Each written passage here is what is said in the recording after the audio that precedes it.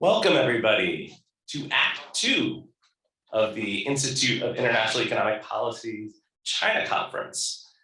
So I welcome you to China's Irreconcilable Choices on Ukraine.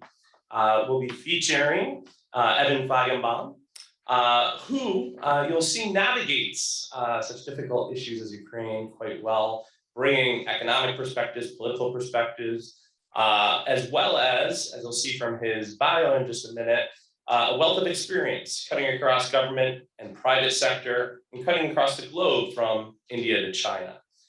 So Evan was vice president, or is currently vice president at the Carnegie Endowment for International Peace, where he oversees research in Washington, Beijing, and New Delhi. He also, from 2001 to 2009, served at the US State Department as Deputy Assistant Secretary of State for South Asia, Deputy Assistant Secretary of State for Central Asia, and was also a member of the policy planning staff, focusing on East Asia and the Pacific. In terms of private sector and other sector experiences, he was vice chairman of the Paulson Institute at the University of Chicago and co-founder of Macro Polo, a digital venture on the Chinese economy, and also head of Asian practice market consulting in the Eurasia Group too. He's the author of 3 books, including The United States and New Asia, China's Techno Warriors, National Security and Strategic Competition from the Nuclear to the Information Age. So, just quickly introduce today's theme for you. Some of what we'll be delving into now is thinking about China's foreign policy, and specifically how it has managed Russia's war in Ukraine, particularly thinking about how can China construct a policy that is seemingly irreconcilable, right? They're trying to kind of navigate this uncertainty of war. And in doing so, they're trying on some level to kind of bridge, their role as a stakeholder in the global economic system, while at the same time also trying to be an ally to Russia, right? And so are these kind of positions reconcilable, yes or no? We'll look at this, and Evan will talk about this specifically from a variety of perspectives, including the geo-economic perspective, the geo-political perspective, and thinking about how China manages its relationship with the US and Russia, and how it triangulates these various dimensions moving forward. So without further ado, Evan Feigenbaum.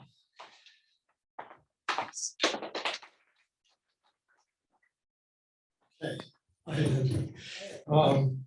All right, well, thanks. First, I appreciate the invitation to do this. It's nice to do it in person. They haven't let me out much in 2 years. so things are starting to come back in Washington. I just did another one of these Zoom events on a completely different topic. So it's good to do this with some people. In the interest of having this be more of a dialogue than a monologue, I won't drone on for too long. What I thought I would do is maybe just try to provoke you a little bit. And then that would be a basis for Mike and I in the first instance, and then the rest of us to have a conversation about this. So I'm going to do this in 3 bites. I want to talk first about where China began the crisis on February 24th, and then where they've landed. Okay, and I have a particularly strong view on where I think they've landed. Not everybody agrees with me, and that's fine.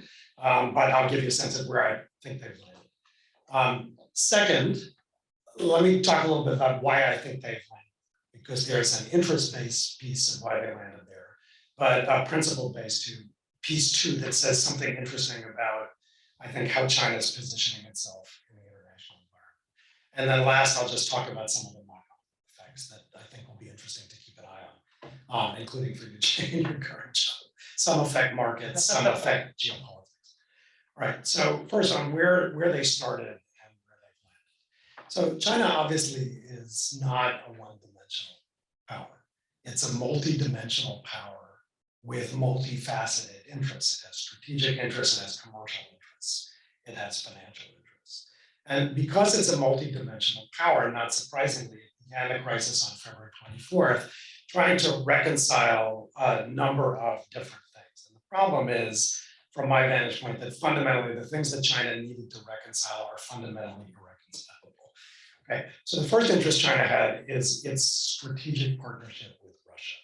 And this is not, as you put it, an alliance. I'm American, we're very simple people. We tend to think in binaries. Everybody is an ally or a not ally. This is not an alliance, but it's not a not alliance either. It's what I would call an entente, which is a 19th century diplomatic term of art that everybody has forgotten about, but that people used to use. It's something less than an alliance, but it essentially is a kind of tactical and strategic accommodation, in some sense directed at a third party. And we'll come back to that third party because quite obviously it's the United States.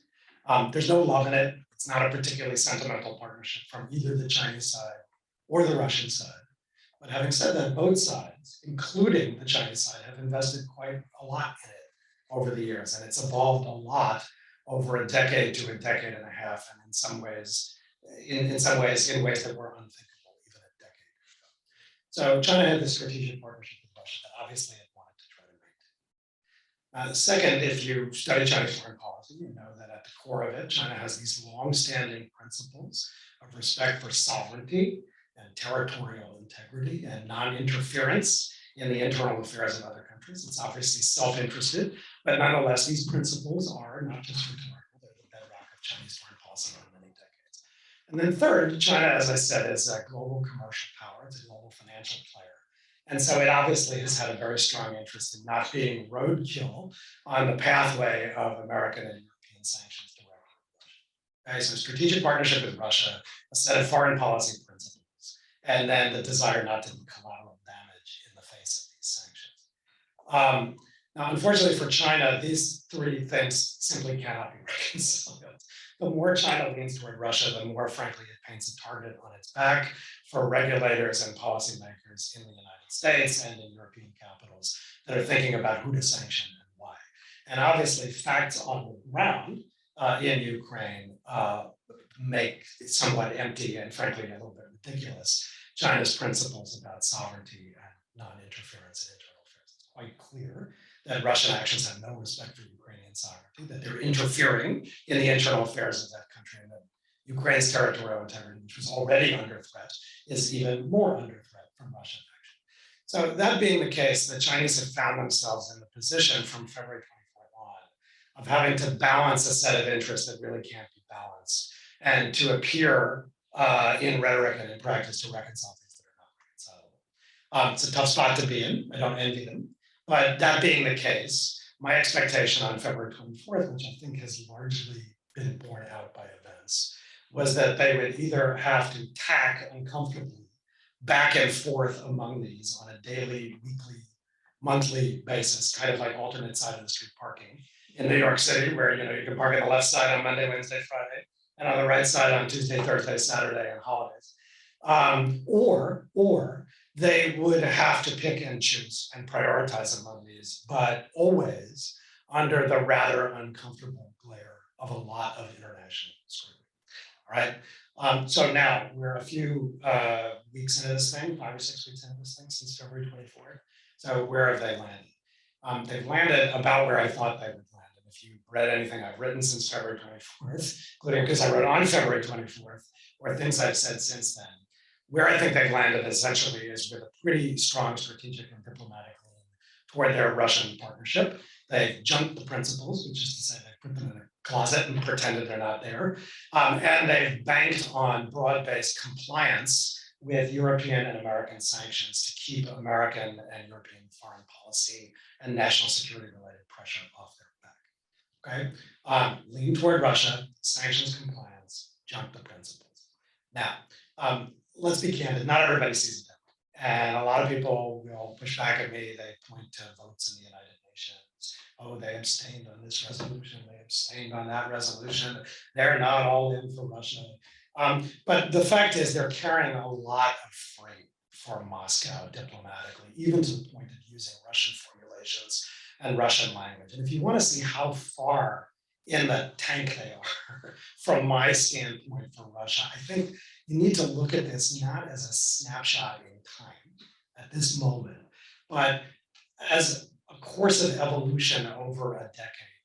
So if we rewind the clock to 2008, when Russia invaded Georgia and detached 2 regions, Abkhazia and South Ossetia, in a kind of dry run for some of what's happened in Ukraine since then, The Russian government was at some pains to try to enlist at that point Chinese support for Russian actions and also Russian justifications and rationalizations for those actions. I was in the State Department in 2008. And there was, for example, a summit of the Shanghai Cooperation Organization, which is a group that Russia and China are largely the drivers of, but that includes a few Central Asian members who are former republics of the Soviet Union. They're erstwhile strategic and diplomatic partners of Russia and China both. And President Dmitry Medvedev, who was the Russian president at the time, flew down to an SCO summit in Dushanbe, Tajikistan, and he tried to enlist support for Russia's action, even endorsement, and support for Russian rhetorical formulations. And he really got nowhere with that at the time. And China not only didn't join the consensus, but in some sense even organized the opposition for reasons that relate largely to that set of principles that I talked about before, a sense that detaching pieces of territory would fly in the face of some of the rationales that China has offered through a self-interested prism over time, as it talks about its own Taiwan policy, for example, internationally. China's had a very rigid, almost 17th century view of sovereignty over a long period of time. Even in the 1990s, when the United States and some partners were advocating humanitarian interventions, for instance, ideas like the responsibility to protect, China was very uncomfortable with that and had a somewhat antique view of sovereignty. So I think that fed a lot of these Chinese predilections in 2008. And so the Russians really got nowhere with that at the time. You fast forward to Crimea in 2014, the lean toward Russia is a little bit more pronounced. So you can see what I'm doing. I'm trying to think about this temporally rather than just snapshot in time. So now if you look at where China's positioned on Ukraine today, against the backdrop, not just of where they are, but where they came from and where they were, I think you can see just how much freight they're carrying right now for their Russian partner.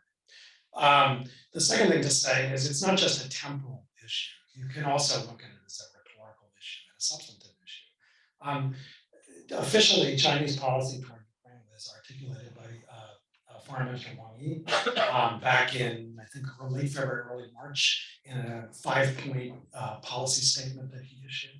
And the first of those points is respect for sovereignty, territorial integrity, non-interference, including in Ukraine. That's a point that's made generically, but it clearly applies to Ukraine formulation. But the reality is that Chinese spokespeople, policymakers, diplomats have calibrated and recalibrated the emphasis within that set of Chinese policies toward the Ukraine crisis, depending on who the speaker is, who's being spoken to, and what the context is over the last 5.5 to 6 weeks. But there's one thing that's not been recalibrated at all in virtually any statement, and that is a call for the international community to respect, as China puts it, borrowing some language from their friend in Moscow, Russia's legitimate security interests. And there has been a fairly consistent fingering of NATO expansion as the reason for this crisis, including what China refers to as 5 waves of NATO expansion looking back to the 1990s, and a lot of finger pointing at the United States as what the foreign ministry spokesman, Zhao Lijian and Wang Wenbin at one point called the culprit in all of this. So the culprit is the United States, not Russia. The context of this is NATO expansion, and the context of this is Russia's legitimate security interests. Now, as I said, that's not to say that China hasn't talked about other things. They have. This 5-point statement talks about this. I'll come back to China's partnership with Ukraine, which is not trivial historically. But I think if you add all that up, the temporal element, the emphasis element, the way things are calibrated or not recalibrated, it's just hard for me as somebody who's watched this over a long period of time to conclude that they're not, as I put it, just carrying a lot of freight for Russia. And that's something that doesn't surprise me. It's essentially what I did predict on February 24th. But I think, notwithstanding the rhetorical and substantive cartwheels that people have tried to turn to rationalize some of their positions, that's the long and short. That's the long and short of it. So where they landed, as I said, a diplomatic and strategic lean toward Moscow, putting the principles to the side for a moment, and then counting on sanctions compliance to avoid paying the target on their back. All right, so that brings me to my second. Why did they land? Because they didn't have to land, right? I did a podcast a few weeks ago, a Seneca podcast. I don't know if any of you listened to this. It's hosted by my friend Kaiser Kuo, and he asked me why China had to land there, if I was correct about this, given that the Russians might not be able to actually make China pay a price for a different stance. So we got into a back and forth in this podcast for about 10 minutes, where I said, well, that wasn't their only option, because the Russians couldn't have made them pay a price. So we got into a discussion about what the price would be. And the fact is, Russia can't really inflict a price. And because Russia can't really inflict a price, because Russia is more of the demandeur in this case, it does beg the question of why the Chinese landed here, when, I mean, the bar, particularly with the Europeans, to get over is not very high for China. I mean, a little bit of adjustment in China's position on Ukraine, just a little tiny bit of adjustment in their position toward Russia would stir up a debate here, but particularly in Europe, about whether China was really in with Russia as far as I and others have implied they are. My former boss, Bill Burns, who's now the director of Central Intelligence Agency, gave a speech at Georgia Tech the other day. He called China Russia's silent partner.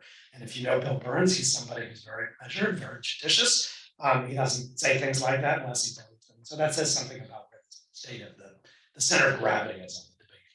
And China didn't, as I said, have to land here, particularly in Europe. A little bit of adjustment might have made a big difference in driving a little bit of a wedge in the transatlantic view of this.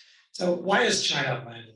I think, frankly, there's an interest-based reason, which has a lot to do with the US-China relationship and how China views the threat environment it's facing and what the real strategic challenge is going to be over the next decade and more. And then second, there's a principle piece of it too. And let's not pretend that sovereignty, territorial integrity, that these are China's only principles of international order and foreign policy. They're not. There are others that are implicated by this. And so first, on the interest piece, I think the reality is there's just no margin in China to align Chinese foreign policy with American foreign policy right now or anymore. And we've all heard this view expressed. If you have friends in China, you probably heard people say, oh, we understand the American game. We get it.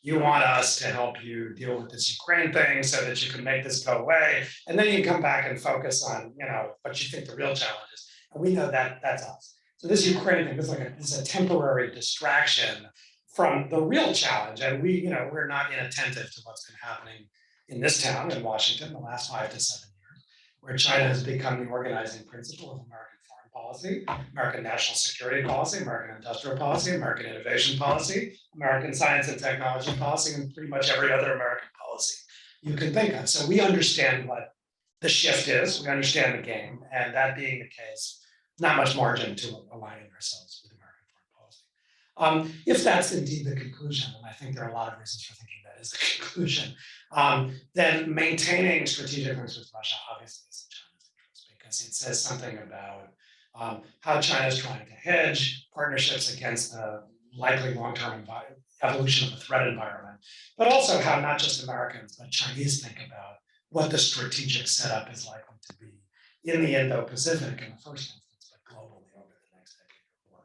And I don't think the Chinese conclusion about where American policy is headed is wrong as an analyst. I've been working on US-China relations for, 25 years. And I think in the last 5 to 7, there has been a wholesale shift that I sometimes describe as the securitization of the relationship. If you think about the modern inception of the relationship between the United States and the People's Republic of China, it began with Richard Nixon's visit to China in February 1972. And at that point in time, the United States and China were fighting a proxy war in Vietnam. And China was just crawling its way, still in the early 1970s, out of the chaos of the Cultural Revolution. So from the very inception, there were obvious differences of political system and ideology, and there were clashing security concepts that were at the core of the relationship.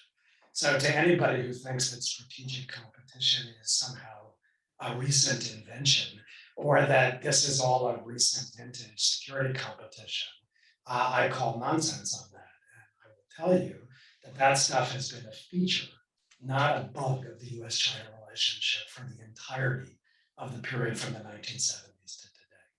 What really changed, I think, between the US and China was the development of an economic and commercial relationship.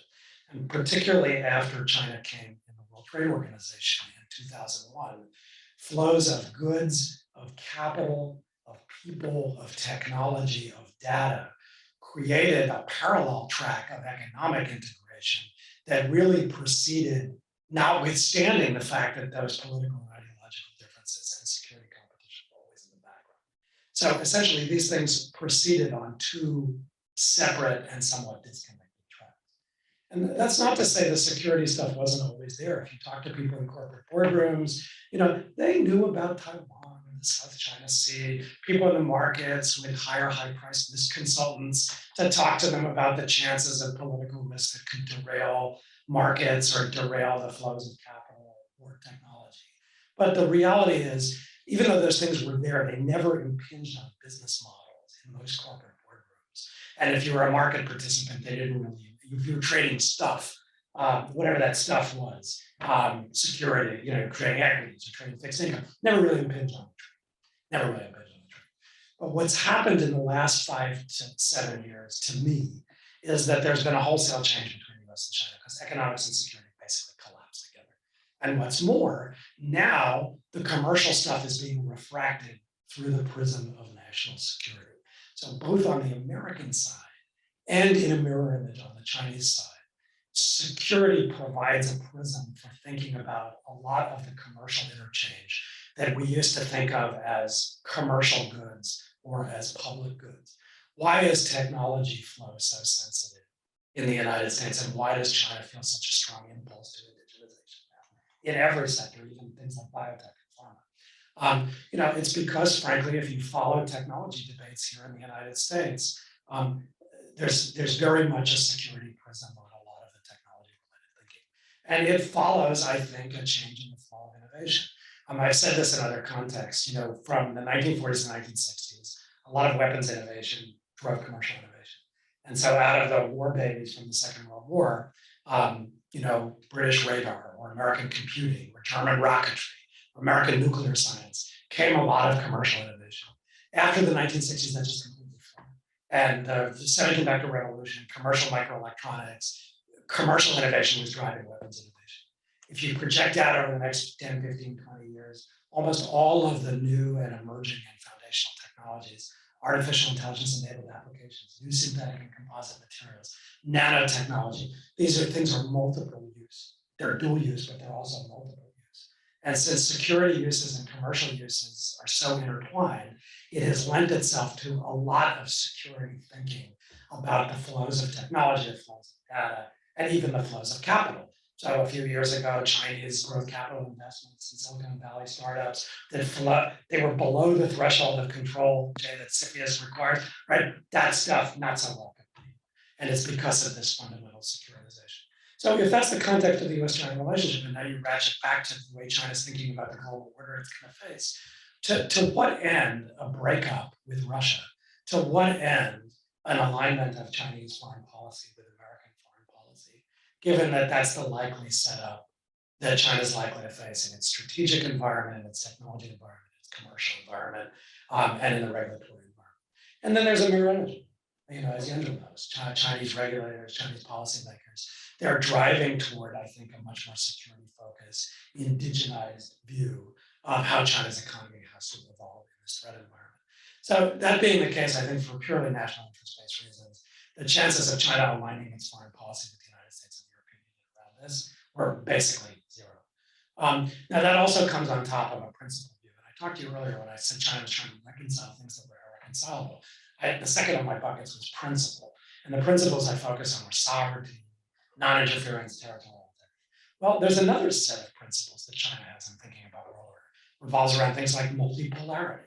The idea that alliances are Cold War relics, that alliances, particularly when they have a military component to them, as NATO does in Europe, or as some of the American alliances in the Indo-Pacific do. These things are relics that really should not reflect the kind of world order China would like to see. Now, let's not kid ourselves. That's principle, but it's also highly self-interested, because the reality is that almost in the major military contingencies where American and Chinese forces might become engaged with each other, there will be a significant role for at least some American allies in the Pacific. And so the linkage that I think we see Chinese spokespeople drawing in recent weeks between NATO expansion in Europe and alliances more generically, is pitched at Chinese self-interest in the Pacific, but it's also pitched at a set of principled ideas that China has articulated about how international order and international relations ought to be organized. And that's not new either. If you rewind the clock to the 1990s, which is the period that Chinese spokespeople are now pointing to when they talk about the United States as the culprit for this thing, that was the moment when Russia and China began to have a little bit more of a condominium around some of the organizing ideas and principles of international order. And the proximate trigger for that, in my view, was the war in the Balkans. And it's very interesting, actually, with years of hindsight, to go back and take a look at some of what the Chinese were saying in that period.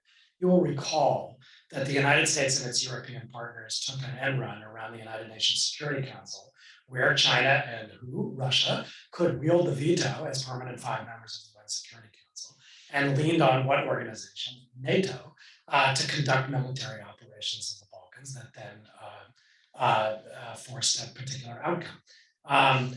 That was the moment when I think Chinese focus on European security, on NATO as an institution, on the way the United States and its partners were thinking about military action and the rationalizations for it, began to crystallize. And so if you look at those debates and then you fast forward today, you see some of these themes recurring again. That was a period where China paid a lot of attention to European security, that then stopped for a while. And I think that stuff is back in the crosshairs again, against the backdrop of what's happening today. So when I add up my first 2 bites, where did China start, where did it land, why did it land there? I think the reality is, if you were an American policymaker, you thought you could kind of peel China away from Russia. First, you need to get granular about that. What does it mean to peel China away from Russia? But the reality is, for both self-interested reasons, issues and ideas related to the threat environment China deduces that it's going to face, a set of abstract foreign policy principles that nonetheless are very real in Beijing, and then other reasons as well. China landed in a place that really doesn't double down on partnership with Russia, because it's quite clear that the Chinese government is not happy about what's happening. But that has landed them carrying a lot of water for the Russians. And that creates the potential for further tensions with the very places, the European Union, European capitals, the United States that I talked about earlier, that already defines China's threat environment. That's a long way of saying they're going to dig it deeper, but they're going to dig it deeper because they've, I think, quite strategically chosen that alternative. And that brings me to my last point, which is, what are the knock-on effects of this, and what should we watch? The first piece to watch is, of course, the sanctions piece, because what China's banking on, as I said, is that it can be broadly sanctions compliant in a way that keeps the target off its back from American and European and some other countries' policymakers and regulators, in order not to pay a commercial and financial price for its strategic and diplomatic stance. And to be honest, broadly speaking, I despite all the talk about China throwing lifelines to Russia, I expect China to be pretty much sanctions compliant. The reason for that has to do with incentives at the corporate level in China. Every Chinese executive that you talk to, whether it's a state-owned company or a private company, they live in mortal fear of being Huawei'd, to use Huawei as a verb, on a pretty much a weekly basis, where the United States will use regulatory tools to basically put that company in crosshairs, make said company politically toxic for international partnerships, much less an infusion of capital. And the United States will use the very considerable diplomatic power it has, not in every market, particularly markets in the global south where that's been less effective, but in OECD economies to try to exclude Chinese companies, Chinese products, Chinese technologies, Chinese co-innovation. And since that's proved effective in the past, the United States has shown it has the political will and it has the tools. Now, if you put that alongside another set of commercial interests, which is that global market access in almost every sector is just exponentially more important to China writ large and to Chinese companies than anything that they're doing in Russia is. The incentives are pretty clear not to jeopardize global market access for the sake of any commercial partnership in Russia.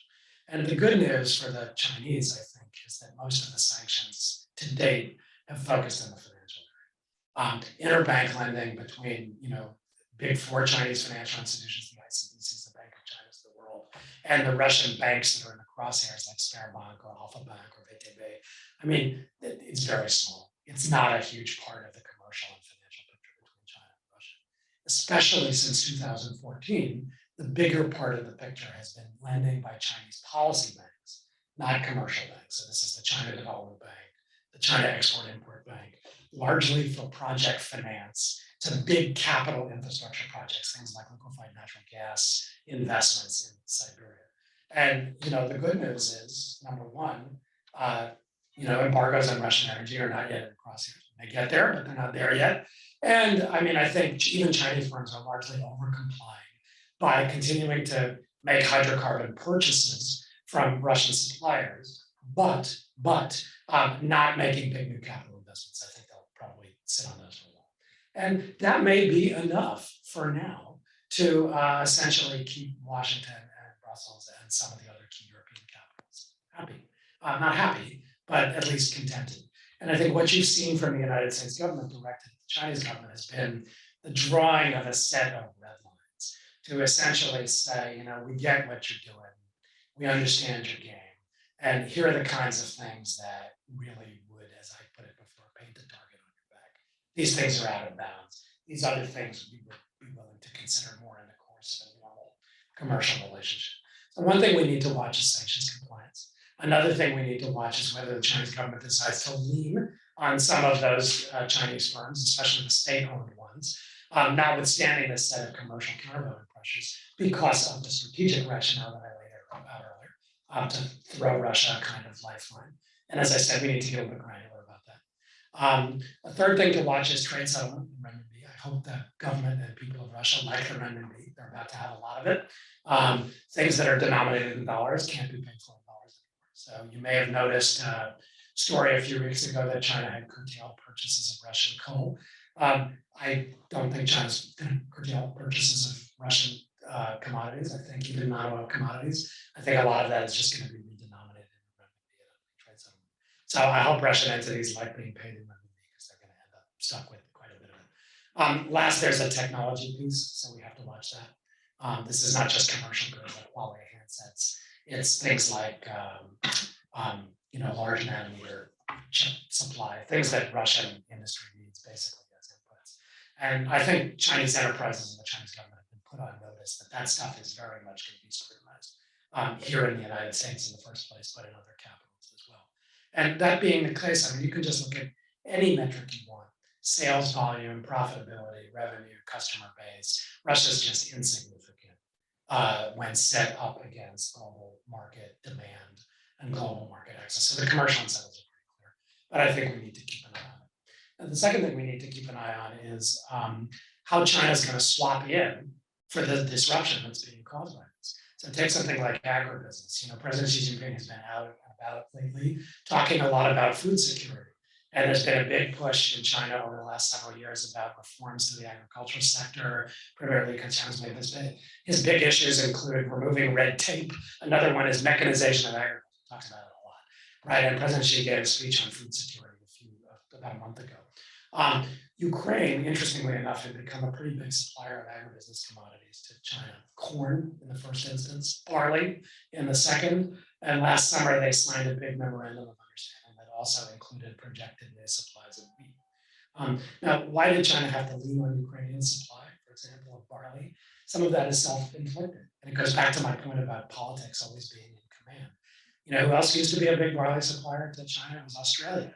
And then as the Australia-China relationship deteriorated at the political level, partly around COVID, which I know we talked about in the last panel, because Australia had been calling for a new national investigation of the origin of COVID. China put some self-imposed restraints on buying Australian barley as a way of punishing Australia commercially, and they were leaning on Ukraine to pick up the slack. So guess what? No matter how this thing ends, Ukraine is basically going to be wrecked. I think that's very clear, and so China will need to swap out other sources of supply. So that raises Russia-centric pressures because Russia could be an agribusiness supplier. Central Asia could be an agribusiness supplier, but guess what?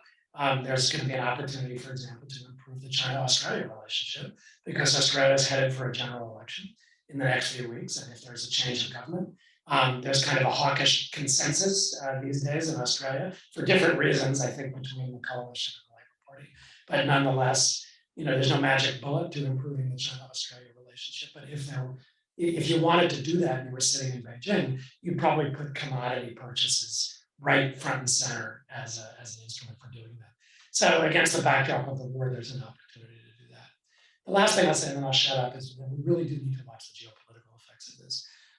I do think that speech by CIA Director Burns, where he talked about China as a silent partner, is pretty significant because Bill obviously is the director of an intelligence agency, so he's not a policy job, he's an analytical job. And if that is the core analytical judgment of the American intelligence community, that will invariably raise policy pressures and, excuse me, if I may say so, political pressures to very closely scrutinize everything China does and to think hard about the rationales. And it comes against the backdrop of the US-China trajectory that I was describing earlier, but also, frankly, on both sides, the Chinese side in Beijing and the American side in Washington, of a lot of politicization of this relationship. There's a lot of performative stuff going on in both capitals, and I do not exempt Chinese officials from this. I think there's a huge amount of performative display, chest thumping going on in China, same thing in Washington. So it does make it harder to, I think trust is overrated in international relations, but it definitely will mean both sides are scrutinizing one another's actions to a much greater degree, even than they already were. And so I think what that means for China is that the lean toward Russia has reinforced a lot of priors that political leaders on both sides of the aisle here in Washington have about China, its view of global order, who it thinks its partners are. It's not just President Biden's formulation of an axis of authoritarians versus democracies. It's also just about who has interests where and why countries are lining up on each side. So it's not just about regime type. It's that Russia. It's the supposition that China and Russia want a different kind of global order than the one that the transatlantic partners do.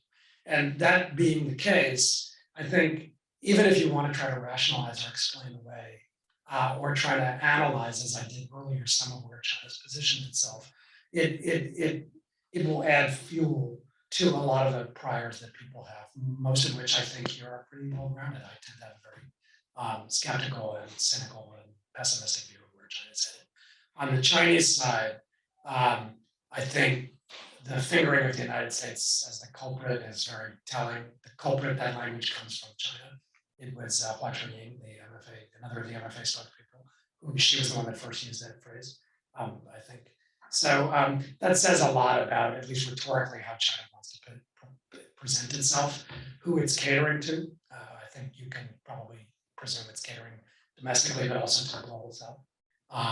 Global south, you may have noticed, most countries have not joined the United States and its major OECD partners in imposing sanctions on Russia.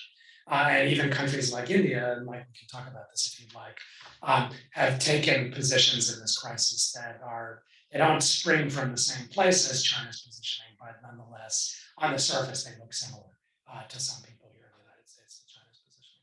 So that being the case, I think this is going to dig it deeper on the trajectory of US-China relations I talked about before. The last thing to say is I'd also keep an eye on the Chinese relationship with the Europeans. There was a China-EU summit on April 1st. April Fool's Day. The principal foreign policy official of the European Union, Mr. Borrell, described it afterwards as two disconnected monologues instead of a dialogue. The European side quite obviously talked pretty much mostly about Ukraine. And I think after years of listening to the Chinese side talk about so-called core interests, right? The core interests, which always refers to Taiwan and other domestic things. Europeans have turned the tables and they've said, okay, we've heard you talk about core interests. Well, we have core interests too. Things that touch the fundamental security and political order of Europe, those are core interests for European powers. And so there's a mirror image to the Chinese argument that's being made. When Europeans say, you want to improve your relations with us, you're going to have to respect our core interests and our equities on this too. But given everything I said about Chinese policy, that's not where China's position.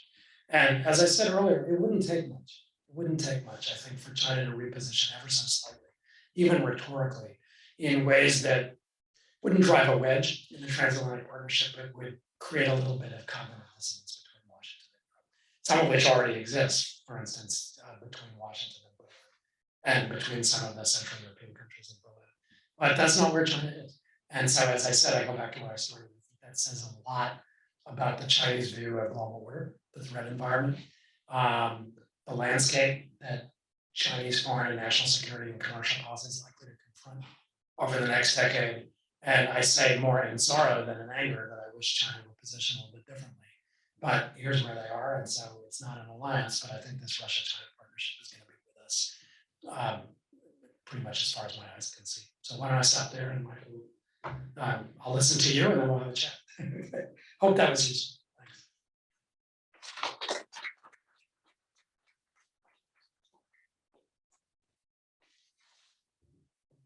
I'll now introduce our discussant today, Michael Moore, who has a PhD in economics from the University of Wisconsin-Madison. He's a director of the Masters of Arts in International Economic Policy program and has been a faculty member at the Elliott School since 1988. He's published in numerous academic journals, including the Journal of International Economics. He's made media appearances at various outlets, ranging from Financial Times, CNN, CBC, NPR, and NBC. He also served as senior economist for international trade on the President's Council of Economic Advisors from 2002 to 2003. Michael Moore is going to comment on some of the economic dimensions of this issue. Thank you very much. It's a pleasure to be here. And actually, in a lot of ways, many of my remarks are less about economics and it's about some of the geopolitical context. First, let me say, that was a wonderful presentation. Every second I was learning something. And in reading some of Evan's work, I also learned an enormous amount about the US-China relationship. In some ways, I want to talk about other countries and not just focus on this problem with catastrophe in Ukraine. Because there are a number of other countries, including India, but others who are also very ambivalent in their approach to this, to Ukraine. Not just China, but a number of other countries. And to think about this, I want to focus on three timeframes for the Ukrainian crisis. One, the pre-war, what I'll call the early war, and then the long war. When I talk about the early war, I think it's useful to think about, or the pre-war, it's useful to think about what Putin's plans were for this invasion. I think it was a long-term strategic goal as raising Russia to the status of a superpower again and fracturing the Western alliance. Part of that is control of Ukraine. Part of that is showing, hopefully from his standpoint, the fecklessness of Western response to Russian aggression. And I would say that on the first aspect, sure, he expected a quick rout of the Ukrainians, that this would be a 48 hours, 72-hour quick run into Kiev. They'd be welcomed with roses like the US was expecting in Iraq, and that this would be over quickly. Now, this is important from the standpoint of China, because I think they expected quickly for there to be a fait accompli, that there would be a Russian effective takeover of Ukraine, and then they could nuance this going forward and not really have to take a stand, if at all possible. On the inability of NATO to act and the West to act effectively, now there's a history here from Putin's standpoint. I go back to George W. Bush's looking into the eyes of Putin and seeing into his soul. President Obama acquiescing to a lot of aggressive Russian reactions to get an Iran nuclear deal. And President Trump playing footsie with the Russians on election interference. And also German active efforts to bring natural gas exports into Germany. Now, from Putin's standpoint, you probably think, well, they're not going to be able to get their act together. And the Russians are going to be done with this quickly. Let's not be too aggressive. Now, in the early war part of this, Putin has failed dramatically. They have not been able to control Ukraine the way they have.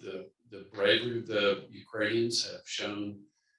I mean, it's been inspiring to all who oppose aggression to see what the Ukrainians have done. Great.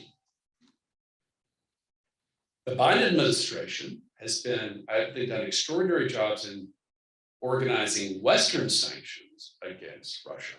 I mean, ways that I don't think many people would have imagined possible. Certainly not the Chinese. But while multilateral sanctions can punish behavior, it's not clear that it can change future behavior. And that's really where we are now. You know, would the sanctions be enough to have Ukraine start to move, or Russia move in a different direction? Now, for the longer war part, everyone's still adjusting.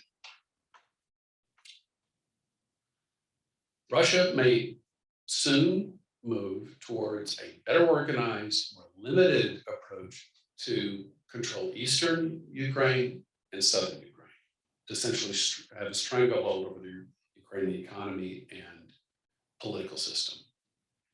That could still happen.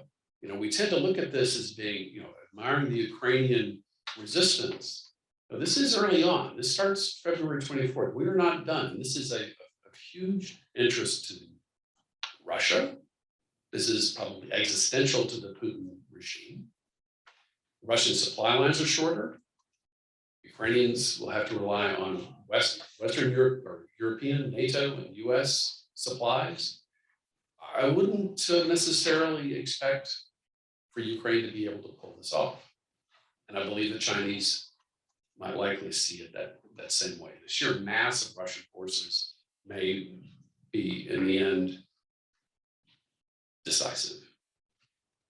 I don't think we should forget that the experience of Russian soldiers in Ukraine and the devastating losses they've taken may steel them to win this war, at least in a way that they can say that they have won. Now, it's easy to, you know, Russia has about 3% of US, world GDP. It is a small country in terms of the broad economic role that it plays, granted.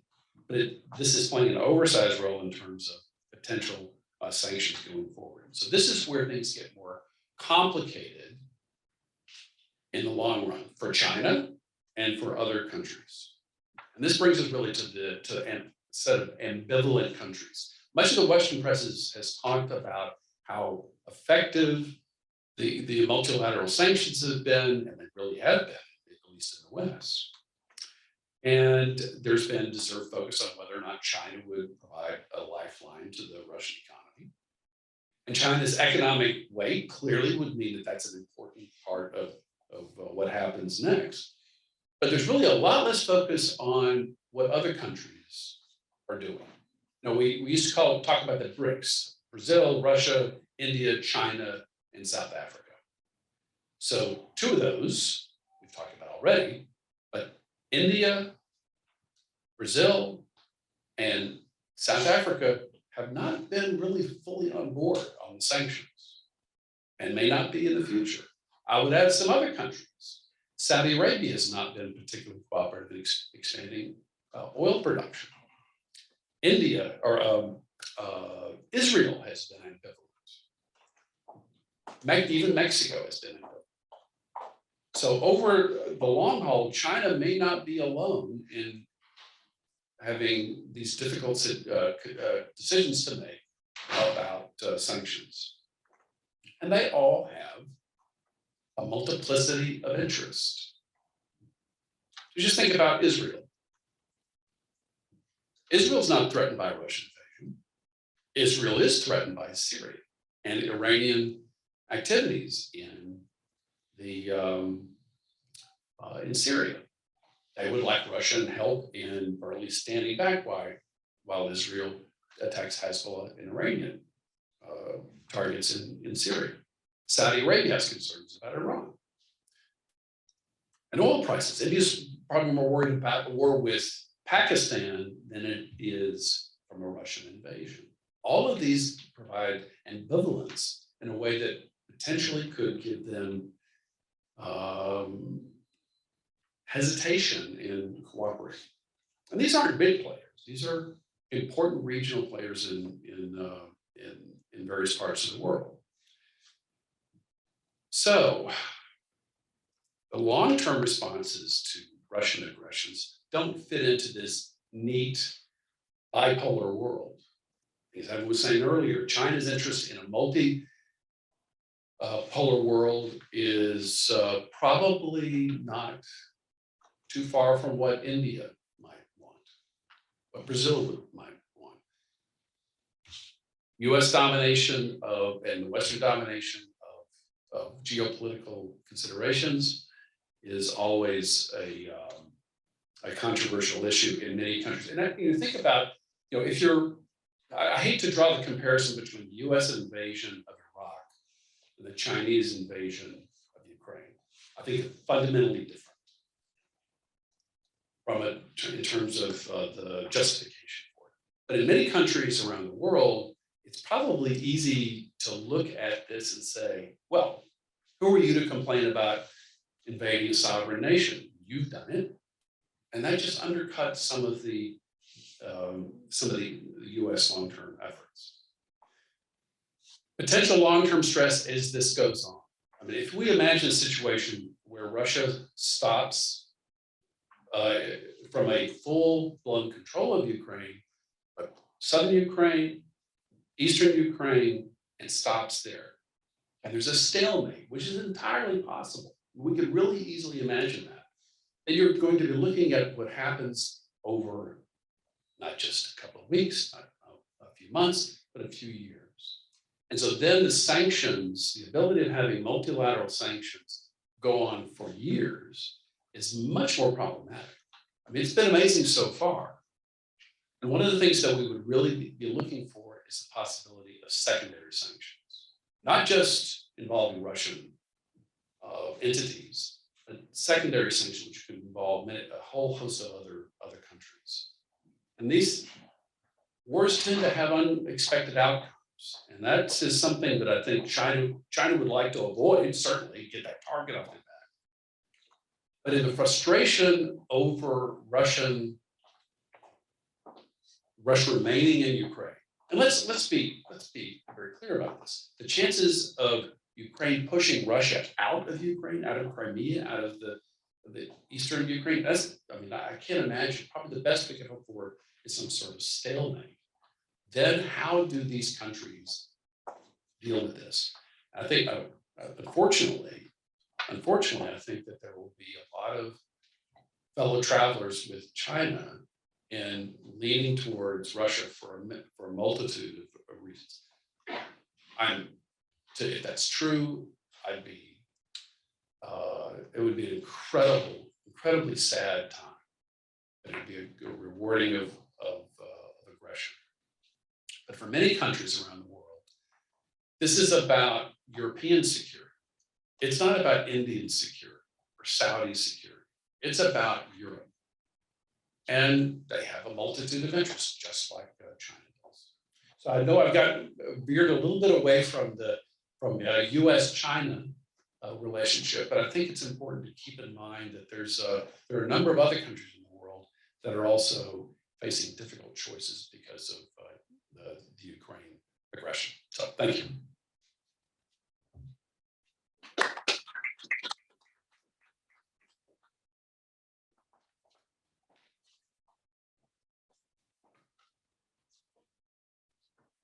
Thank you very much. Both sets of commentaries are really enlightening. I think will really stimulate some fun discussion right now. What I want to do is sort of just briefly open things up by focusing on a few of the themes that the two of you talked about. First, Evan, I want to focus on, you had made the choice to kind of look temporally, and you described an international system dating back to the 1970s where economics is embedded within security. And if anything, technology, polarization, politicization is intensifying these patterns. The first question would be, what might change the speed, right, if not the direction of that pattern? In other words, you have a world that's characterized, where, once upon a time, economics, security didn't really infringe upon economics, so life was okay. Now that it's started to do that, right, you characterize the world increasingly, the two are collapsing on one another, right? What might change that pattern? And then the second question is kind of evoking at some of the cross-national themes that Michael Moore was talking about as well. In that, when I think cross-nationally, I think of China's policy historically in other regions, right? There seems to be this element, right, where, oh, well, China's crafting policy as it goes right now, in reaction to the crisis here. But if you look around the globe, there seems to be some parallels, right? If we looked at Venezuela, for example, you had mentioned divergence between rhetoric and concrete actions, right? You don't evade, you comply with sanctions, but at the same time, right, you're taking rhetoric that might be, at least perceived as aligned with Russia, right? So from that standpoint, if we think elsewhere, places like Venezuela, you also have rhetoric that tends to be really geared towards Venezuela during that point in time, but policy banks with, hedge, they do not do new lending during that period in time. Simultaneously, for the most part, China's cooperating with sanctions during that period of time. And if it's sort of part of a broader trend, is there a benefit to that hedge, right? You've mentioned themes like multipolarity, right, as being a key theme for China moving forward. What kind of benefits might there be to a hedge in the neutrality that Michael Moore was talking about, right, where you have India, lots of BRICS nations also pursuing this kind of neutrality? Are there benefits to that kind of position in the long run? Okay, got a lot packed into that. All right, let me start with kind of the duality between economics and security. I mean, I've tended to see that as kind of the core strategic dynamic, certainly in the region that I'm most interested in, which is Asia, and then more broadly speaking, I mean, if you think, I wrote an article in 2012 called "A Tale of Two Asians," where I basically said, if you want to tell the story of this part of the world, I can tell you the story of two people. I can tell you about the world's most successful region with now like a $21 trillion regional economy. Countries are trading together, they're growing together, they're investing together, they're innovating together, they're building together. That's great. But I can tell you the story of the region completely different, where the same countries that are trading, investing, and building together are also beset by powerful nationalisms. They have territorial disputes, they're building blue water navies, and pathologies that we thought were frozen in time actually have roared back to the fore. So this dynamic, and very often it involves the same countries. I'm talking about the US, China, security fragmentation, economic integration. So that's the basic dynamic, is the push and pull between economic integration on the one hand and security fragmentation on the other. And at least in China's immediate region, from the period after the Asian financial crisis until about 2012-ish, I would have told you that economic integration is decidedly. But as I was implying in my remarks, I think that's no longer the case. And certainly between the US and China, but also frankly between China and Japan, there are a lot, India and China. It's clearly not just a set of economic drivers and commercial rationales that are in command. And that being the case, I think basically that region and potentially the world writ large is heading for something that looks more like a fragmented future. And it's hard to generalize about that, because when people talk about a rule-based order, they forget there are lots of rules. There are lots of rules, and there are lots of institutions, and there are lots of things that need to be governed. But in a lot of areas that matter, even the economic things, trade, investment, data, cross-border data access and transfers, the world is not divided. We're certainly not getting a single system, but the world is not bifurcating into American and Chinese rules either. It's actually fragmenting into a multiplicity of rules. And so to answer your very direct question very directly, I think what that means is I don't see a pathway back to a system in which in every area and every function and for every institution, economic integration is going to be the driving force. So globalization will still exist, but it's going to look a little bit different. We're going to have a much more fragmented set of rules. And it's going to defy a lot of the conventional political expectations, including here in the United States about China. My favorite example is trade, right? If you rewind the clock to 2016, when President Obama was trying to make the case for American membership in the TPP, the Trans-Pacific Partnership. He did an interview with Gerald Side of the Wall Street, I think the Wall Street Journal, and he says, partly for domestic political effect, he says, we need to be in the TPP because if we don't write the rules, China's going to write the rules. Okay, so very bipolar. But if President Obama had been right about that, then when President Trump withdrew the United States from the TPP, what should have happened? US wasn't going to write the rules, so China should have written the rules. But in fact, that's not what happened at all. What happened instead was that the 11 TPP parties got together and they solidified the rules, and neither the United States nor China was in the thing. The United States likes to talk about the Indo-Pacific as the organizing principle. There are 3 sets of trade, investment, and technology standards that are cohering in this region, right? TPP, the so-called RCEP, Regional Comprehensive Economic Partnership, and the DIPA, the Digital Economy Partnership Agreement. Guess who's not in? The largest economy in the India, is out of all 3 of them. And the largest economy across the Pacific, the United States, is out of all 3 of them. So what is it to talk about Indo-Pacific with neither the Indo nor the Pacific? So the reality is, on a lot of these things that matter, I think a more securitized environment, a more politicized environment, it won't curtail all trade, it won't curtail investment, but it's going to create a much more fractured and fragmented and complex rule and institutional and standard setting environment. And that's how I think about China in the world, is in the context of that. The Chinese are trying to make some of the rules. They're trying to export some of their indigenous standards, including their engineering standards, make them default regional and global standards. And in some areas, they'll be successful, and in some areas they won't be. But that's a world of fragmentation where I don't think it's going to flip back the other way, because it's driven by the drivers I talked about before. Now, what does that mean for, as you put it, the global South? I think a lot of countries are trying to navigate that more fractured landscape and a much more politicized geopolitical landscape. And the reality is, notwithstanding Ukraine, notwithstanding US-China tensions, for most countries in the world, the things that matter are still the things that are central to their agenda.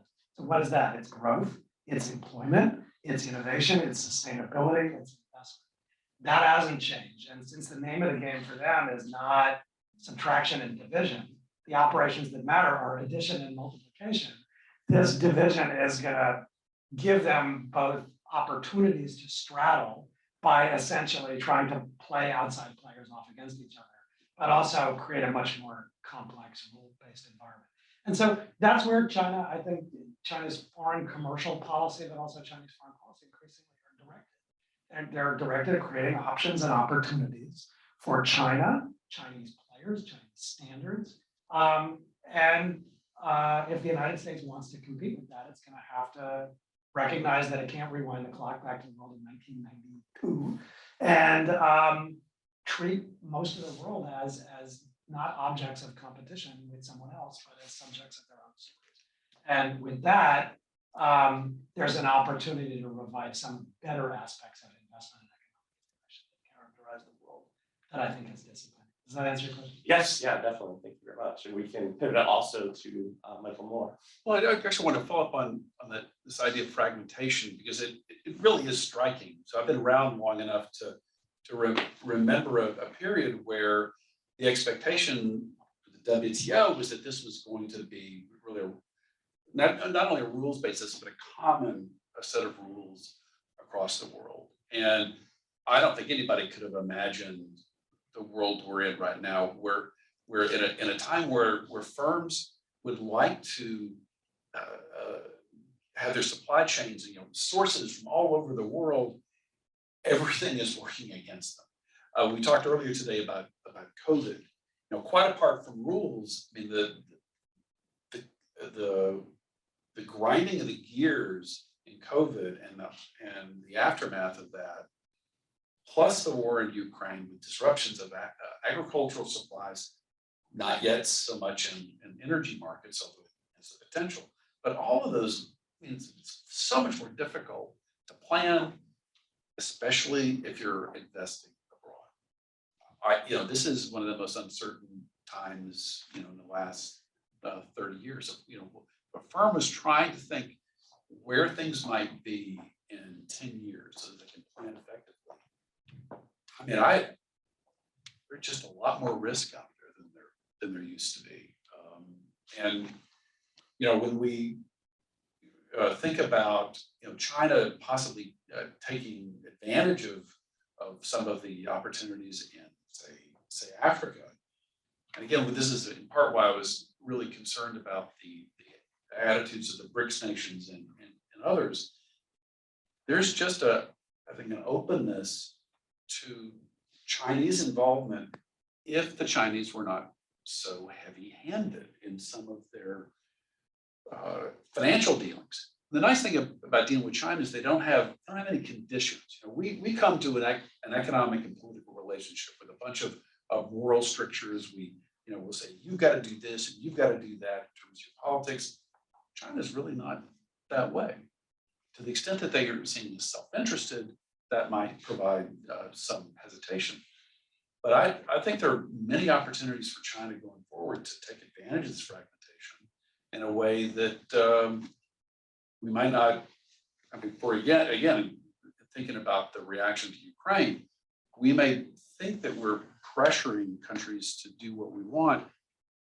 We may push them in directions that are unanticipated and to our detriment. And in some ways, right, push them in a direction that adheres better to China's foreign economic policy. Right, you had mentioned how, okay, China doesn't necessarily have policy conditionality, right, but they do have commercial conditions, right? And the fact we have a fragmented world with uncertainty, one of the ways China hedges that uncertainty, right, is with commercial conditions, right? And so that might also, to your point, right, allow China to pivot, right, where maybe the hedge becomes an opportunity. But you know, countries are changing their expectations. So first of all, China, it's a myth that China doesn't have conditionality. You're right. I mean, you're right in a sense, but they have buy and hire China. It's like buy American, right? So if you look at, I mean, it's even on the MOFCOM, the Ministry of Commerce website. You look at the MOFCOM website. There's plenty of document. 50% of the sourcing in a project has to come from Chinese suppliers. Is the mic working? Okay.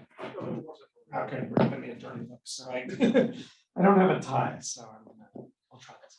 I do think that what countries are asking of external partners is changing. So when you read my bio, you mentioned I was Deputy Assistant Secretary of State for Central Asia. Okay, so Central Asia, these are former Soviet countries, right? Kazakhstan, Uzbekistan, Kyrgyzstan. There's been all kinds of Chinese investment in these countries. A lot of it is big capital investment, mining in Kyrgyzstan.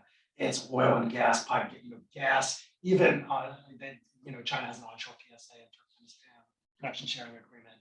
So a lot of big capital investment.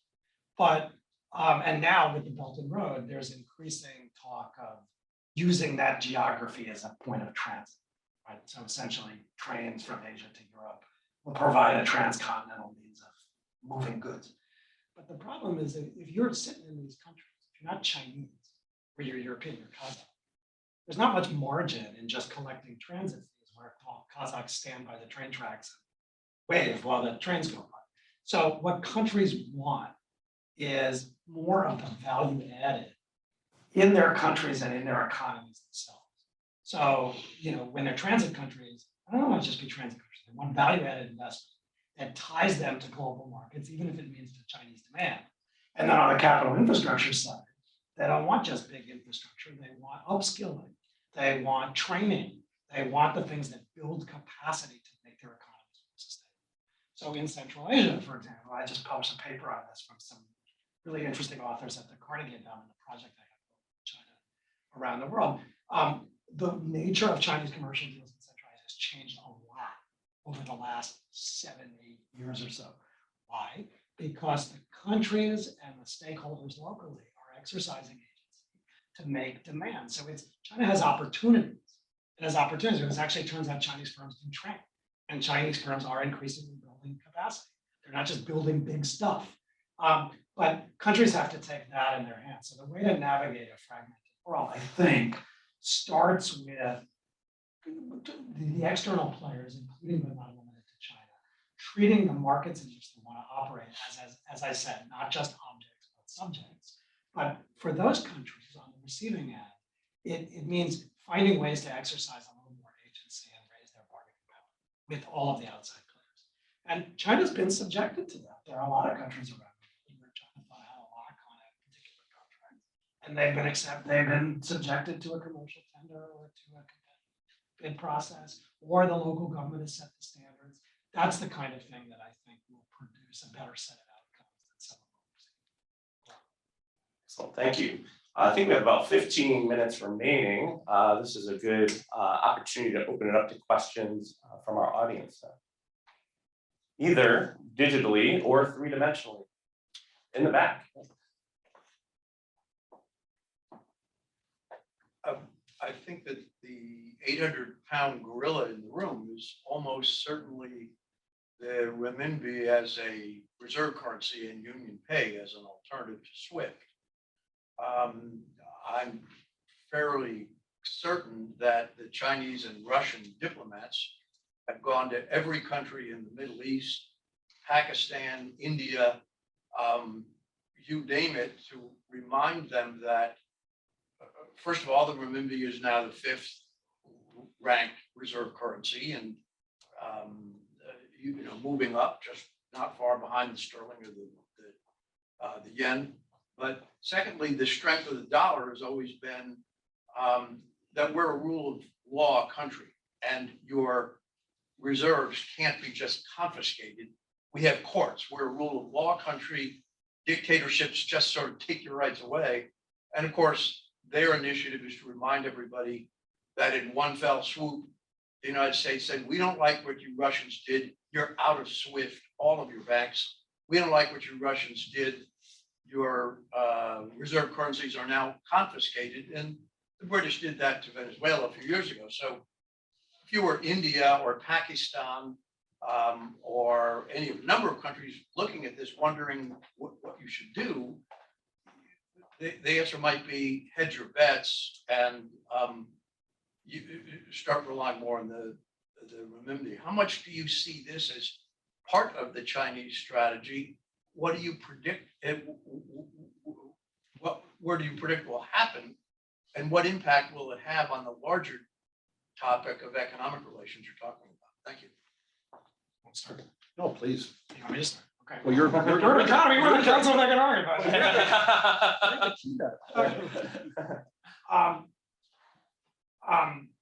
Okay, first of all, the United States didn't wake up on a Tuesday morning and suddenly, immobilize Russia's reserves. So the first lesson I take away is don't invade your neighbors, threaten their sovereignty, make speeches on television where you say that your neighbor has no right to exist as a sovereign country because it's little Russia. And so, there's an intervening variable here, which is that Russia decided to invade Ukraine. So the first lesson I take is that geopolitics matters and decision-making matters. And if you're not planning on invading Ukraine next Tuesday, your reserves are probably okay if you're the Bank of Vanuatu, or you're the Central Bank of Uganda, or you're the Reserve Bank of wherever. I think the renminbi, it's been used mostly for trade settlement up until now. Could it become the reserve currency? No. A reserve currency, maybe. But the debates, China's got a closed capital account until China decides it wants to have an open capital account and tolerate the risk that's associated with that and the lack of policy flexibility for monetary policy domestically. And they've been heading in the opposite direction in terms of management of PDSC over the last years. I don't see them being on a rapid trajectory to that. Having said that, there have been lots of experiments. As I said, the Russians are going to have a lot of renminbi. There was a piece yesterday about Israel putting some of their reserves in renminbi. It's so tiny; it's like 2% of Israel's reserves. So I think trade settlement is basically going to be the name of the game for a long time. Contracts will be redenominated that way. People will pay. So it'll be a method of payment until China makes some bigger decisions about financial sector reform. But they have made decisions about financial sector reform in the last few years. But they've not been mainly about central bank monetary policy. They've been about the commercial conditions for financial services players, including conceding on some of the reforms that major foreign financial services firms have sought for a long time. How many years did the Goldman Sachs's or the Morgan Stanleys of the world want China to lift the equity caps on financial services? And they finally moved on that. If you're a foreign player and you want to operate an asset manager in China, you can now do that in ways that you couldn't a few years ago. So there have been financial services reforms. and financial sector reforms that implicate the interests of foreign players, especially corporates. But I think they've got a long way to go on kind of thinking through the policy changes they would need to make on the capital account to really produce the kind of global scenario you're talking about. And on SIPs versus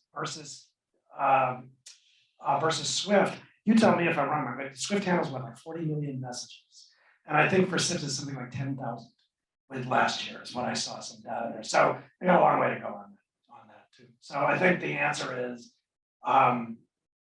it's something that everybody's talking and thinking about, but it'll require a much greater level of risk tolerance in China in the financial sector. That makes sense? Okay. And just to add, Now the real economy. well, no, you really touched on most of the main points, but it's clearly undercut U.S. Credibility in terms of protecting reserves, no question. It was indeed an extraordinary reaction to an extraordinary action of the Russians. So it's sort of sui generis. It's hard to imagine that being applied to other situations. But always the question is not just whether or not the U.S. is a less attractive place. It's compared to what, and the compared to what. I mean, if I'm relying on a financial system, the U.S. is still a better deal. Maybe in 10, 20 years it would be different, but for the foreseeable future, we are still the place to be. But things change.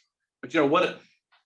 I always tell people that history, that the future is not always like history, but it's a good place to start. You know, think about historical situations and go from there. And I think for that reason, I think that the U.S. is still the reserve currency for the foreseeable future. I will add one thing, which is that the Chinese are looking at this sanctions toolkit very closely. And they've had a good look at American sanctions for a long time. Iran sanctions, North Korea sanctions, at the enterprise level and at the policy level and at the regulatory level, they've gotten very experienced with this. But the United States has ruled, we've rolled out a few things that they have not seen before. And they will be studying it very closely. Well, they are studying it very closely on a defensive track to think about future contingencies.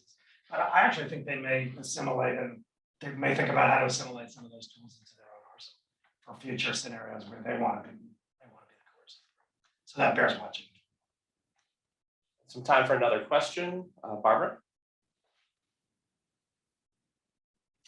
Well, I'm really glad that both Stephen and initially Mike pushed us toward looking at the implications of these interactions for other parts of the world, in particular the global south. And I am an enthusiastic backer of Evan's project on China Local Global.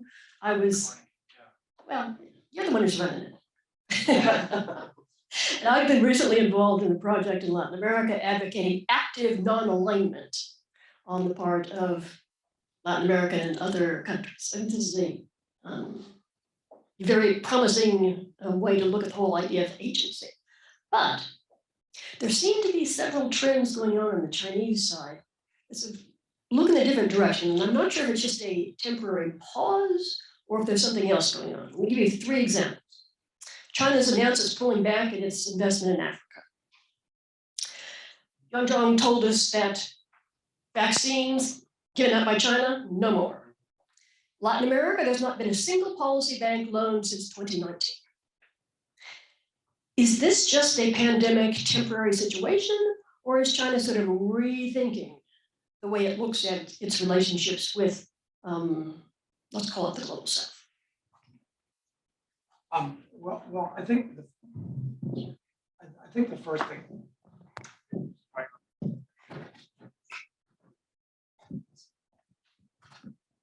How's that? Better? I think the first thing to say is that Chinese policy bank lending, for example, that's one proxy for thinking about China's commercial and economic involvement. But it's not the only one, and in some cases, it's not even the best one. McKinsey did, or you mentioned Africa.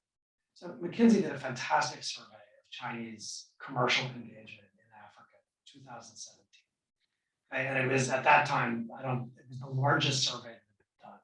of China's business presence. This is the Lions project. Yeah, and so this is a McKinsey project, and what it turned out, they did the largest survey of Chinese firms that have been done to date in Africa, and it turned out that by extrapolation, there were over 10,000 Chinese firms operating around Africa. Most of them private, most of them small, a lot of them heavily embedded in local communities and in consumer-facing sectors. Some of them were mom and pop operations selling things, sourcing goods from China, selling things. So the idea that everything is big resources for infrastructure deals that are financed by CDB, that particularly because the Belt and Road has become a kind of proxy, not that you necessarily use, but I think that a lot of policy types use for thinking about Chinese economic engagement around the world. But China's economic engagement around the world is much more multidimensional now. And it implicates a lot more than just 10, 15, 20 big state companies, big mining projects, big hydrocarbon projects. So a lot of that stuff is not being scaled back because you travel around the world and you find that the diversity of Chinese commercial experience actually seems to be multiplying, not reducing. That's the first thing. And it's amazing. I mean, even years ago, in 2007, I was walking through a market in Kyrgyzstan, southern Kyrgyzstan. We'll go back to Central Asia. And there were like Chinese traders all over this market. And I speak Chinese, so I start talking to them. I said, "Where are you from?" The guy says, "Oh, I'm from Fujian." So Fujian, this is a province on the coast of China, across the Taiwan Strait facing Taiwan. It's about as far from Jalalabad, Kyrgyzstan, as you could possibly imagine. So I said, how did you get here? So how did he get here? He had a relative in some province who was sourcing the goods, and then he had another guy in Gansu province in Western China, and then he was the guy in the market. So there's a lot of proxies that we need to use if we're going to think about a scale down. What I would say, I think you're right about if you're watching, is the Chinese developed a reputation, particularly after the launch of the Belt and Road in 2013, for being risk tolerant. So yeah, they are risk tolerant, but they're not risk oblivious. And in a lot of the environments they're operating in, political risks, investment risks, commercial risks are rising. And in fact, if you talk to Chinese commercial banks, but also enterprises, a lot of them have been working hard on their risk management practices. And some of them have even, including some of the big state banks, including the big four, built risk management divisions within them. So they're thinking in a much more multifaceted way about how to manage risk as well. And even the big things, I remember years ago when one of the big investment funds, lost a lot of money on investments in Europe. It was after the 2008 crisis and came in for criticism on the internet. Yentong may remember this, where the so-called netizens in China were accusing the firm of losing. They said, "You're supposed to be a state investment fund, you're losing the people's money. You're not allowed to have losses." So I think the tolerance for risk isn't necessarily dropping off the cliff, but it's changing. And generally speaking, Chinese firms don't like to lose money. And so I think I would describe it more as a recalibration than a decline, and a rethinking of what the investment environment looks like. Generally speaking, Chinese love OECD markets. There used to be a lot more Chinese investment going into places like Europe and here in the United States than going into places like Kyrgyzstan, if you just look at the volume. But as the political environment has changed and that's become tougher, they're navigating the twin pillars of risks that didn't exist before in OECD markets, and then the classic investment risks and corruption risks and other risks that exist. So I think it's changing, and what I would say is, let's give it a year or so and see where they land. And that's one reason why the risk profile is going to shape the investment profile. I'd like to ask Evan a question. Okay.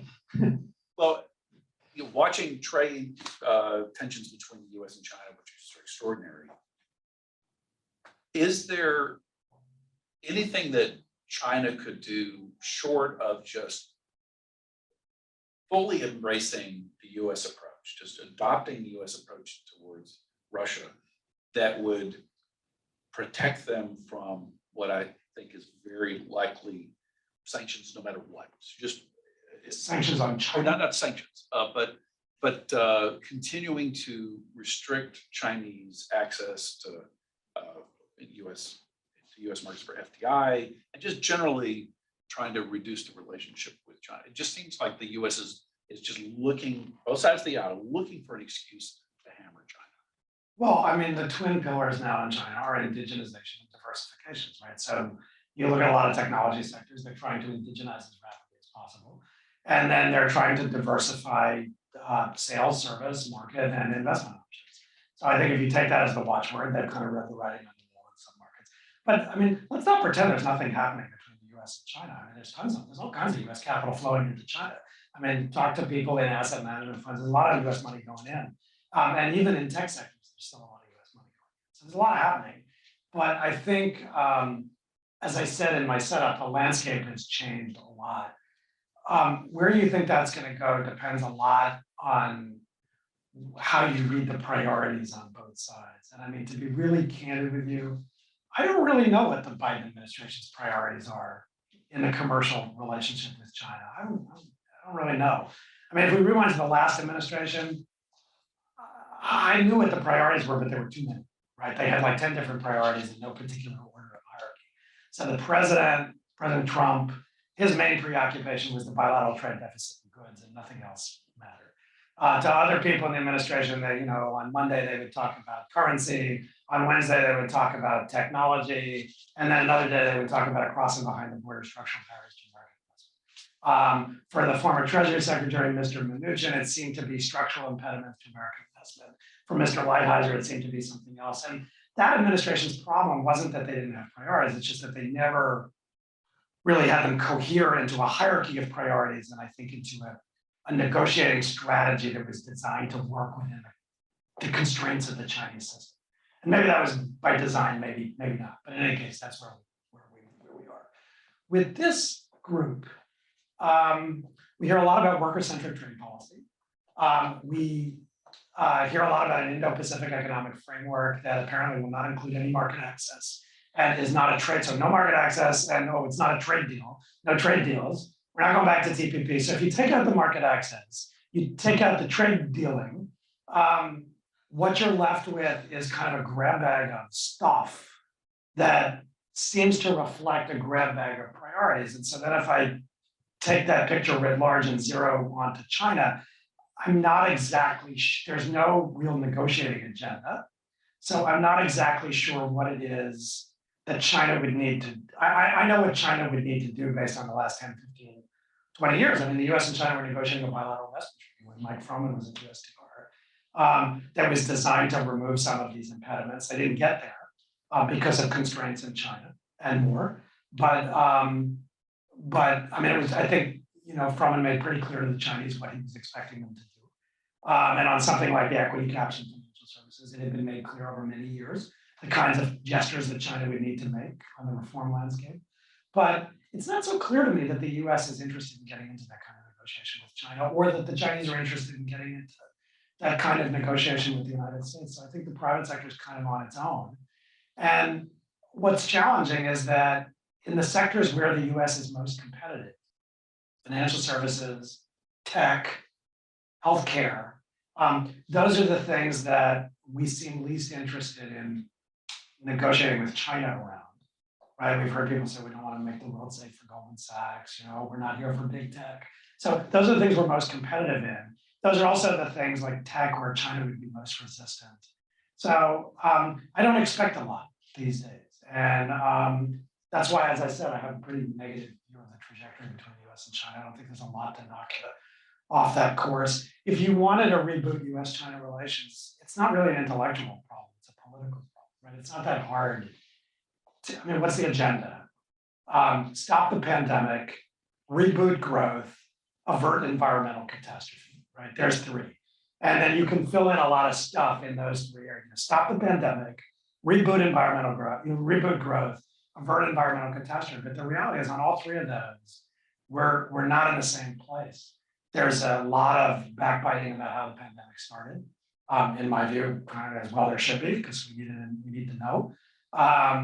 There's a lot of contestation around vaccine diplomacy, around healthcare, rebooting growth, not so easy in this trade environment. And, on the environmental stuff, the US and China are not on the same place on the technology side, which is the supply side, and then not so much on the demand side on emissions. So it's not easy to conceive of this. So my view is for the next few years, we should kind of do no harm. Look for small stuff that we can do that create, a platform in which the bottom doesn't, we're not in free fall, and the bottom doesn't fall out, but I don't have a lot of big expectations that either side, to be honest, is much interested in doing what you were describing, which is resetting the table in a way that they're kind of working around each other, and that's unfortunate, but that's kind of the long and short of it. Sorry for the grim picture. I'm grim. So in closing, economic and political fragmentation is in our future, like it or not. Well, we are unfortunately out of time. It's been a terrific discussion. I'd like to sit here for another hour, but we must go. But thank you very much to Evan Feigenbaum for coming in and sharing his ideas with us, and also Michael Moore for serving as discussant and also sort of participating in this very stimulating discussion. And thank you to IIP, and have a great day.